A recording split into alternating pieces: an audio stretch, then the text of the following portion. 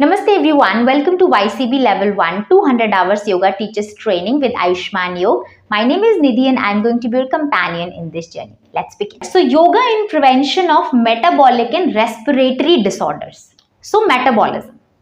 Metabolism is a process through which body converts whatever it is we eat and drink into energy. That's metabolism. Metabolic disorder occurs when there is any abnormal chemical reaction which disrupts the metabolism.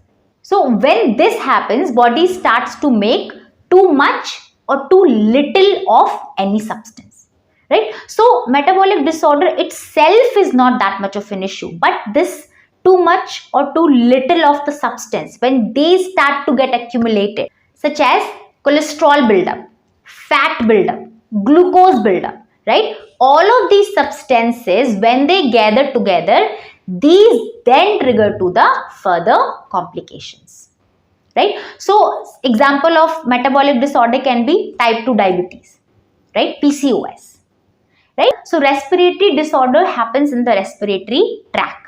Respiratory tract through which we are able to breathe, right? What is respiration? Respiration involves gas exchange, intake of oxygen, expelling of carbon dioxide, right?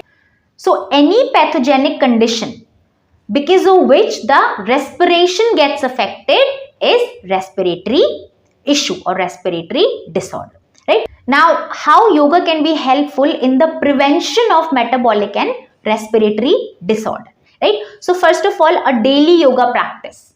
A daily yoga practice which is a combination of asana, pranayama, dhyan practices, right? It will help in setting the body's tone right. Body would be functioning at its best. There would be no stiffness in the body. All the internal functioning will be functioning at its best, right?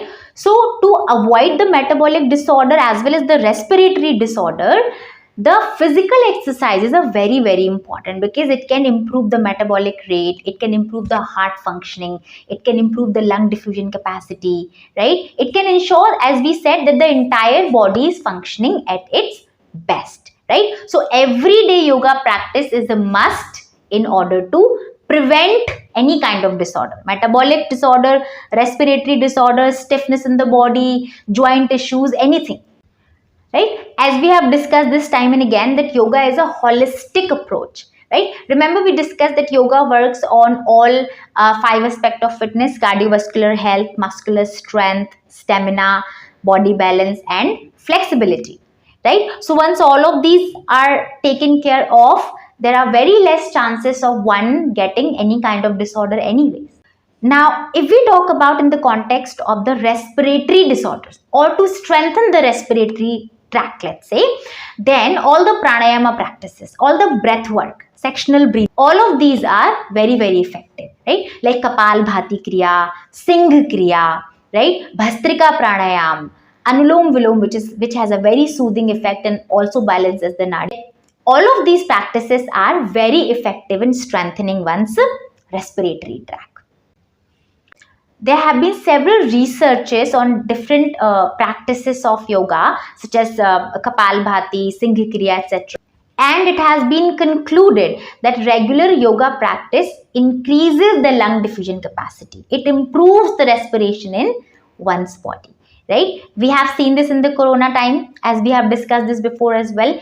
Every doctor suggested that pranayama and the deep breathing is a must for the prevention as well as to increase the oxygen level even if you are corona affected, right? So this is the prevention aspect of yoga. Remember, heyam dukham anagatam. An everyday yoga practice can really help in preventing a lot of disease, not just metabolic and respiratory disorders, right? Again, the only way to know is to practice. I'm sure you guys remember Swami Shivananda, who has received Padma Shri and who is almost 126 years of age, right? If you listen to his interviews, he contributes his longevity and his healthy life to yoga. So, everyday yoga practice with moderate diet, right? So practice every day, experience all this within yourself, and then see what happens. On this note, I'll leave you with your studies and your practice, and I will see you in the next lecture.